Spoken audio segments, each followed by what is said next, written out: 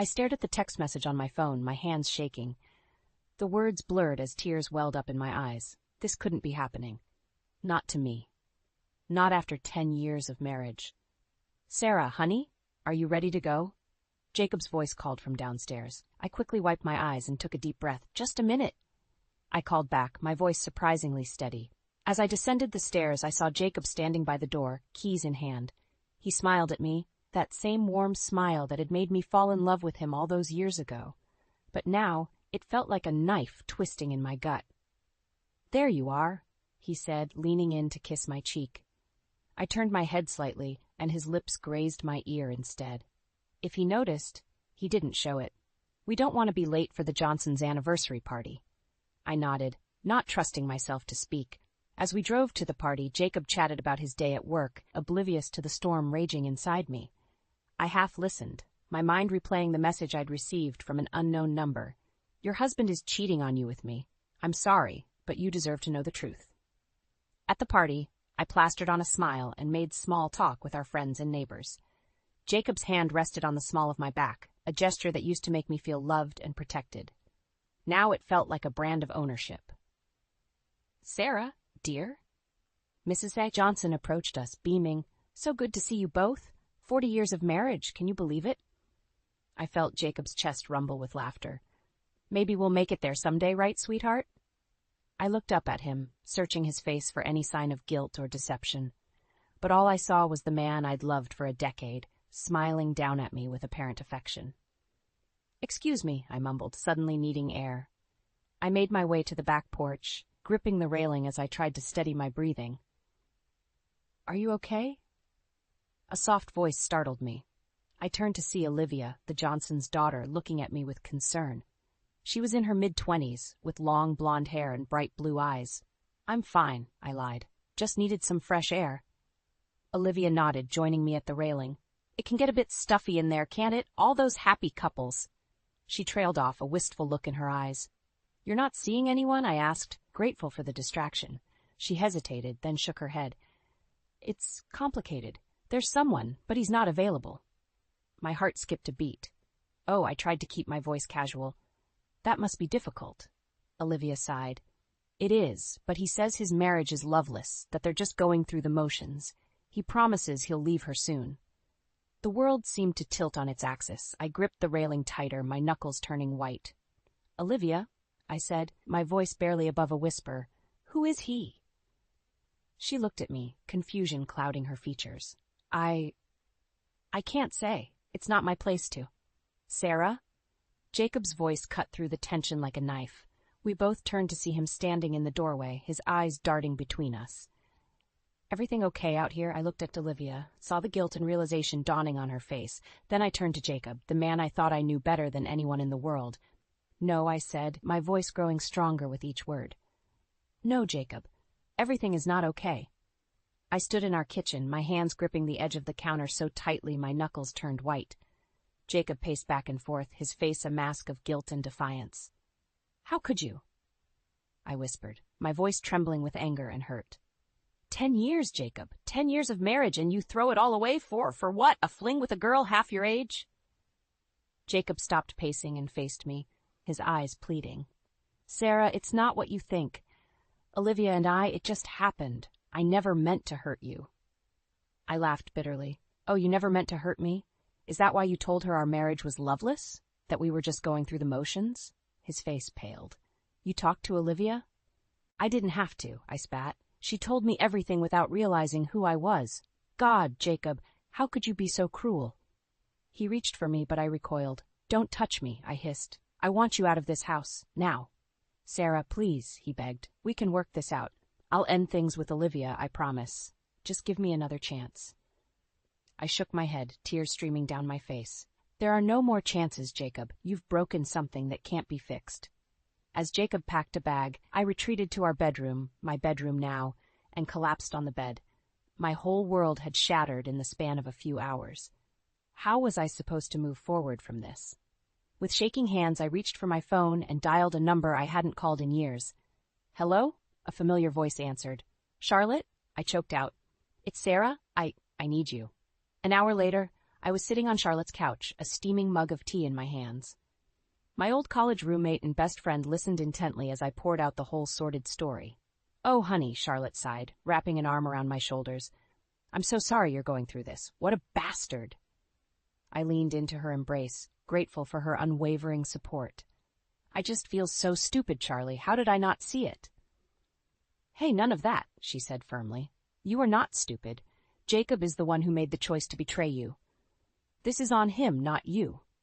I nodded, wiping away fresh tears. "What do I do now? I can't imagine going back to that house, sleeping in that bed." Charlotte squeezed my hand. "You stay here with me for as long as you need. We'll figure this out together, okay?" As the days passed, Charlotte became my rock. She helped me navigate the murky waters of separation, accompanying me to meet with a divorce lawyer and standing by my side as I packed up my things from the house I'd shared with Jacob. One evening, as we sat on her balcony watching the sunset, Charlotte turned to me with a determined look in her eyes. "Sarah, I think it's time you started focusing on yourself. What do you want for your future?"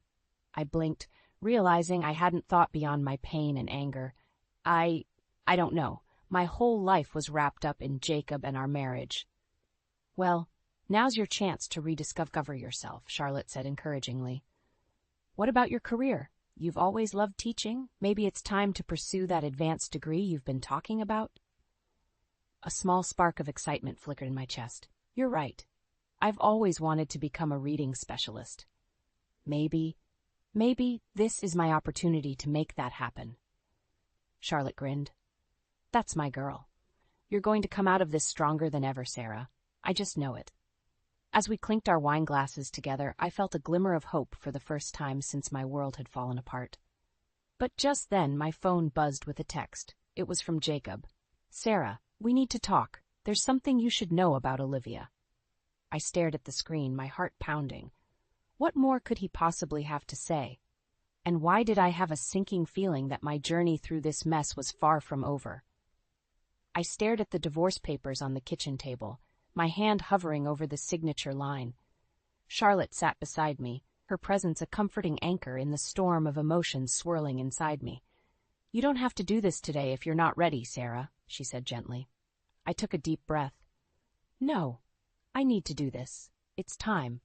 With a trembling hand, I signed my name, officially ending my 10-year marriage to Jacob.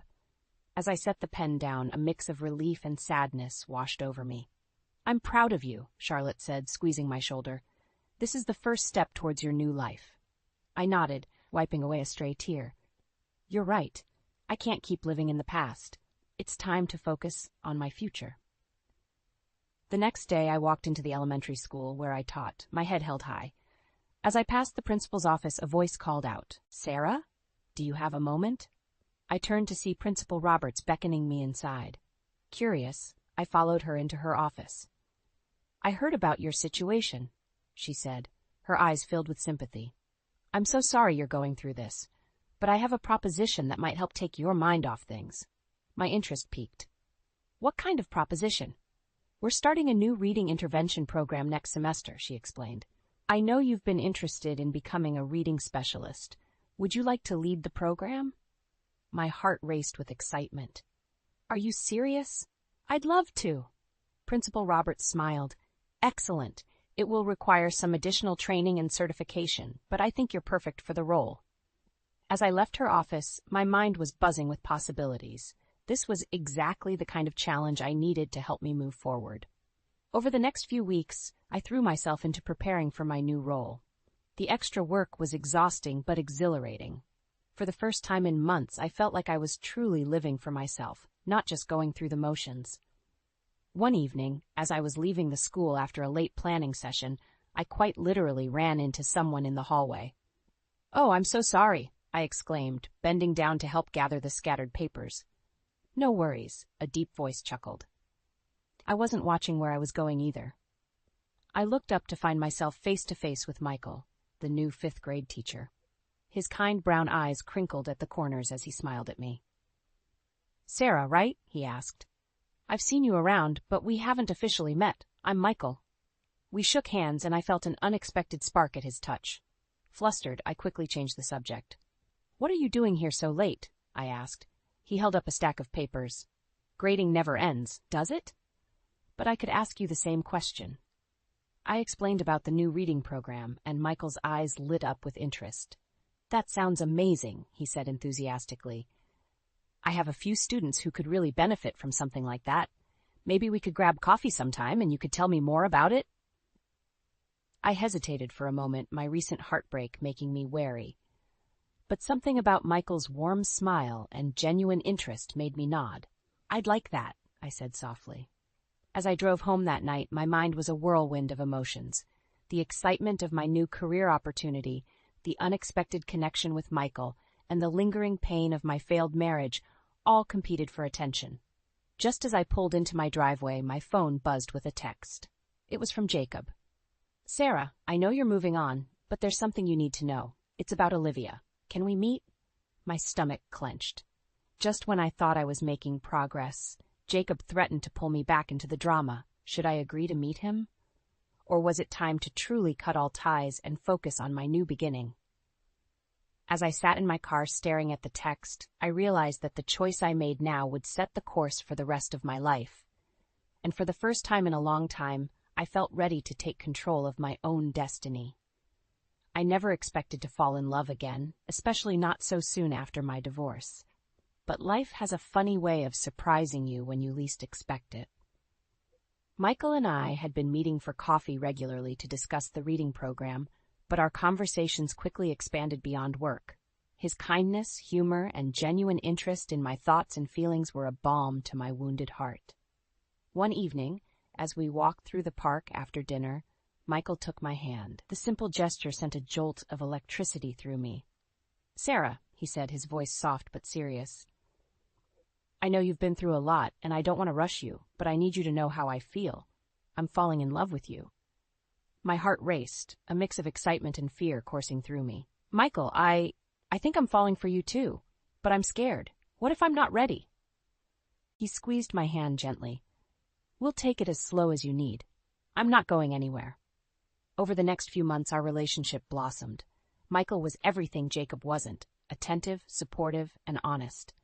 For the first time in years, I felt truly seen and appreciated. But just as I was starting to believe in happily ever after again, life threw me another curveball. It was a crisp autumn evening when Michael surprised me with a picnic in the park where we first confessed our feelings. As we sat on the blanket, surrounded by falling leaves, he took my hands in his. "Sarah," he began, his voice trembling slightly. "These past few months have been the happiest of my life. You've shown me what true love really means." My breath caught in my throat as he reached into his pocket and pulled out a small velvet box. "I know it might seem fast," he continued, "but when you know, you know. Sarah, will you marry me?"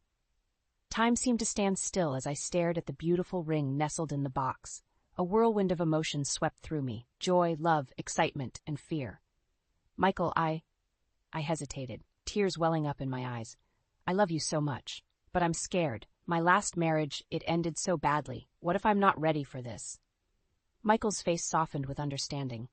"I know you're scared, Sarah, and I understand why. But I'm not Jacob. I will never betray you or take you for granted.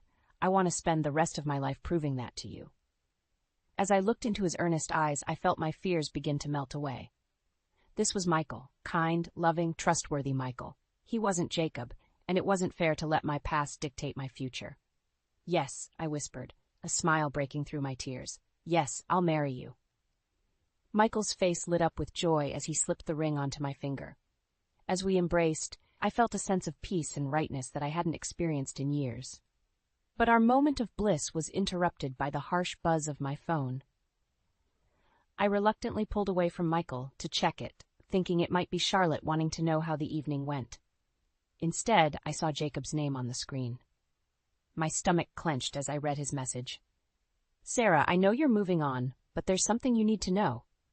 Olivia is pregnant, and she says it's mine. I don't know what to do.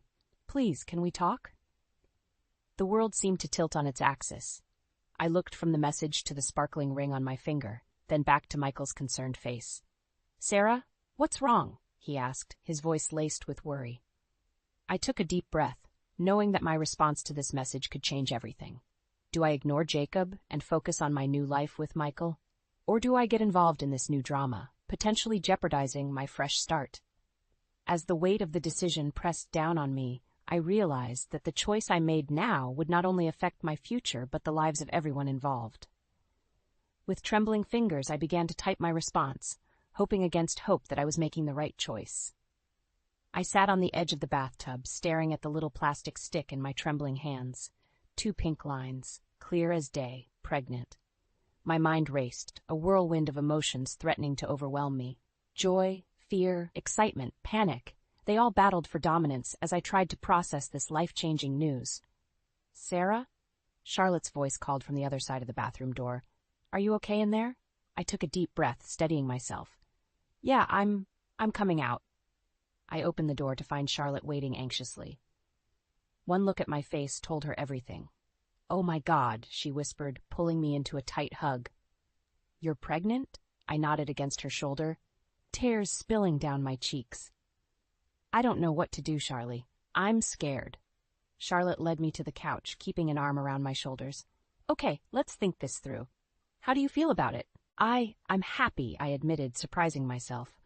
"I've always wanted to be a mother, but the timing, God, Charlie, I just got engaged to Michael. We haven't even set a wedding date yet. And Jacob." The mention of my ex-husband's name hung heavy in the air. I hadn't responded to his message about Olivia's pregnancy, choosing instead to focus on my relationship with Michael. But now, everything was infinitely more complicated. "Have you told Michael yet?" Charlotte asked gently. I shook my head. I wanted to be sure first, and I needed time to process it myself. "He'll be thrilled, Sarah," Charlotte reassured me. "Michael loves you. He'll support you no matter what." As if on cue, my phone buzzed with a text from Michael. "Can't wait to see you tonight. I love you."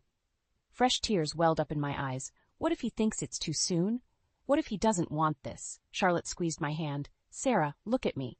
Michael is not Jacob. He's proven time and time again that he's in this for the long haul. Trust in that." I nodded, taking a deep breath. "You're right. I need to tell him tonight."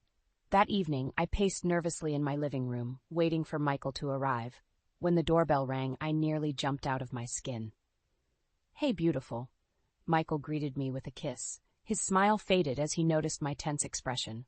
"Sarah, what's wrong?" I led him to the couch, my heart pounding. "Michael, I have something to tell you." His brow furrowed with concern. "You're scaring me, Sarah. What is it?" I took a deep breath, steeling myself. "I'm pregnant." For a moment, Michael sat in stunned silence. Then, to my utter amazement, a broad smile spread across his face.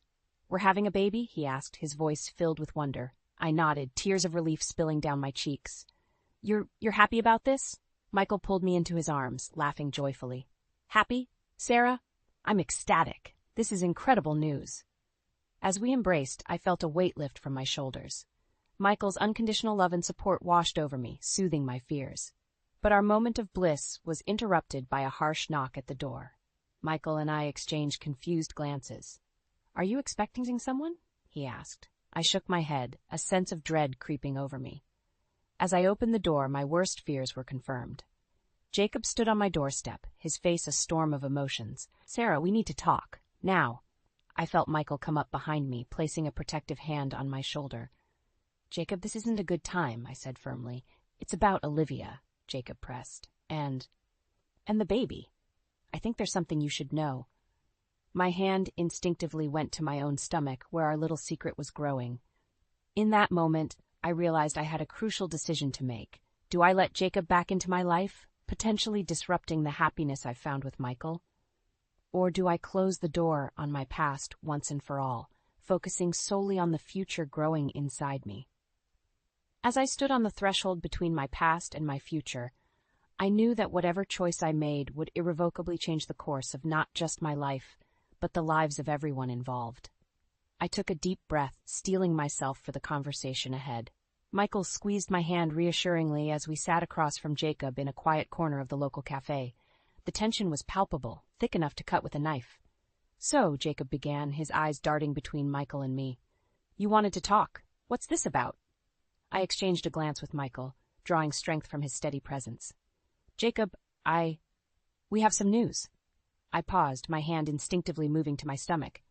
I'm pregnant. Jacob's face went through a kaleidoscope of emotions, shock, disbelief, and then, to my horror, anger. Pregnant? He spat. How convenient. Let me guess, it's his. He jerked his head towards Michael. Of course it's mine, Michael said firmly, his arm tightening around me protectively. Jacob's eyes narrowed. Is it? Or are you just covering for her? After all, Sarah, we were still married not that long ago. I felt as if I'd been slapped. How dare you, I hissed, tears stinging my eyes. You have no right to accuse me of anything, not after what you did. What I did? Jacob laughed bitterly. At least I was honest about Olivia's pregnancy. You're trying to pass this off as his when we both know the timing doesn't add up. My world tilted on its axis. Olivia's pregnancy? I whispered, looking at Michael in confusion. He looked just as shocked as I felt. Jacob's face paled as he realized his mistake. You didn't know? No, I said, my voice barely audible. You never told me. You just showed up at my door, demanding to talk. The cafe suddenly felt too small, too crowded. I stood up abruptly, needing air. Michael rose with me, concern etched on his face. Sarah, wait, Jacob called as I rushed towards the exit. But I couldn't bear to hear another word. Outside, I gulped in the cool air, trying to make sense of everything. Michael's hands on my shoulders anchored me to reality. Sarah, look at me, he said gently. None of what Jacob said changes anything between us. I love you, and I love our baby. That's all that matters. I nodded, grateful for his unwavering support. But Jacob's words had planted a seed of doubt that I couldn't shake. Michael, what if he's right about the timing? Michael's face softened. Sarah, even if that were true, which we don't know for sure, it wouldn't change how I feel. This is our child, no matter what. Before I could respond, my phone buzzed. It was a text from Charlotte. Sarah, we need to talk. It's about Jacob and Olivia. Call me ASAP. My heart raced as I showed Michael the message. Just then, Jacob burst out of the cafe. Sarah, please, he pleaded. Let me explain. About Olivia, about everything. I felt torn between my past and my future, between the man who had betrayed me and the man who stood by me through everything. The weight of my unborn child seemed to press down on me, demanding a decision. Enough, I said, my voice stronger than I felt. I'm done with your lies and manipulations, Jacob. Whatever is going on with you and Olivia, it's not my problem anymore. Jacob's face crumpled. But Sarah, there's more you need to know. About Olivia, about the baby. It's not what you think. As Jacob's words hung in the air, I felt the world closing in around me. My phone buzzed again, Charlotte's name flashing on the screen. Michael stood beside me, a pillar of strength. And Jacob, the man I once thought I'd spend my life with, looked more lost and desperate than I'd ever seen him. In that moment, I realized that the choice I made now would not only affect my life and the life of my unborn child, but would ripple out to touch everyone around me. With trembling hands, I reached for my phone, knowing that whatever Charlotte had to tell me could change everything once again. My hands shook as I dialed Charlotte's number, Michael's steady presence beside me, the only thing keeping me grounded. Jacob hovered nearby, his face a mask of anxiety. Sarah? Charlotte's voice crackled through the speaker. Thank God you called. You need to hear this. I put the phone on speaker, my heart racing. What's going on, Charlie? I just spoke with Olivia, Charlotte said, her voice tense. Sarah, she told me everything. Jacob's been lying to her too. Jacob's face paled. What? That's not. I held up a hand, silencing him. Go on, Charlotte.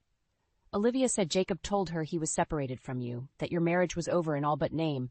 She had no idea you were still together when their affair started. The world seemed to tilt on its axis. I stared at Jacob, seeing him clearly for the first time. Is this true? Jacob's shoulders slumped. Sarah, I can explain. Explain what? I snapped, fury rising in me. How you lied to both of us? How you manipulated everyone around you? Charlotte's voice cut through the tension. There's more, Sarah. Olivia, she's not sure the baby is Jacob's. A stunned silence fell over us. Jacob looked like he'd been punched in the gut. What do you mean? I asked, my voice barely above a whisper. She was seeing someone else around the same time, Charlotte explained. She thought Jacob was her only option, but now... I ended the call, my mind reeling. Everything I thought I knew was crumbling around me. Sarah, Jacob pleaded, reaching for me. I know I messed up, but I love you. I always have. Can't we... Stop, I said, my voice cold. Just stop, Jacob. I don't want to hear any more of your lies. Michael, who had been silent throughout this exchange, finally spoke up. I think you should leave, Jacob, now. Jacob's face hardened. This isn't over, Sarah. That baby could still be mine. You can't keep me away. As Jacob stormed off, I felt my knees give way. Michael caught me, holding me close as sobs racked my body. It's okay, he murmured. I'm here. We'll get through this together. But even as I clung to Michael, doubts crept in. What if Jacob was right? What if the baby was his? Could I trust anyone anymore? The next few days passed in a blur of doctor's appointments and sleepless nights. Michael was a constant source of support, but I could see the strain in his eyes. The uncertainty was taking its toll on both of us. Then one evening, as we sat in tense silence in my living room, a knock at the door shattered the quiet. I opened it to find Olivia standing there, her eyes red-rimmed and her hand resting protectively on her slightly swollen belly. Sarah, she said, her voice trembling, I'm so sorry. For everything. I need to talk to you. I hesitated, torn between slamming the door and hearing her out. Michael appeared behind me, his hand on my shoulder. It's your call, Sarah, he said softly. Whatever you decide, I'm with you. Taking a deep breath, I stepped aside to let Olivia in. As she entered, her eyes darted nervously between Michael and me. I know you probably hate me, Olivia began, but there's something you need to know. About Jacob, about the baby, about everything. My heart pounded in my chest as I braced myself for whatever bombshell Olivia was about to drop. In that moment, I realized that the truth she was about to reveal could either shatter the fragile new life I was building or provide the closure I desperately needed to move forward. As Olivia took a shaky breath to begin her story, I felt the weight of my own unborn child, a silent reminder of everything at stake. Whatever came next, I knew my world would never be the same. The contractions hit me like a freight train, each one more intense than the last. I gripped Michael's hand tightly as we rushed to the hospital, my mind a whirlwind of fear and excitement. You're doing great, Sarah, Michael reassured me, his voice steady despite the panic in his eyes. We're almost there. As we burst through the hospital doors, I saw a familiar face, Charlotte, waiting anxiously in the lobby. She rushed to my side, her presence instantly calming. I'm here, sweetie, she said, squeezing my free hand. You've got this. The next few hours were a blur of pain, encouragement, and determination. Michael and Charlotte stood by me, unwavering in their support. As I pushed with all my might, I thought about the journey that had led me here, the betrayal, the heartbreak, and the unexpected joy that had followed. Finally, with one last monumental effort, I heard it, the piercing cry of new life entering the world, my baby girl. She's beautiful, Michael whispered, tears streaming down his face as the nurse placed her in my arms. I looked down at my daughter, overwhelmed by the love that flooded through me. In that moment, all the pain and uncertainty of the past melted away. This was what mattered. This was my future. As I cradled my newborn, a soft knock at the door caught our attention. To my surprise, Olivia stood in the doorway, her own belly now prominently showing. I hope I'm not intruding, she said hesitantly. I wanted to see if you were okay, and to apologize again for everything. I looked at Michael and Charlotte, who nodded encouragingly. Come in, Olivia, I said softly. As Olivia approached, I saw the regret and sincerity in her eyes.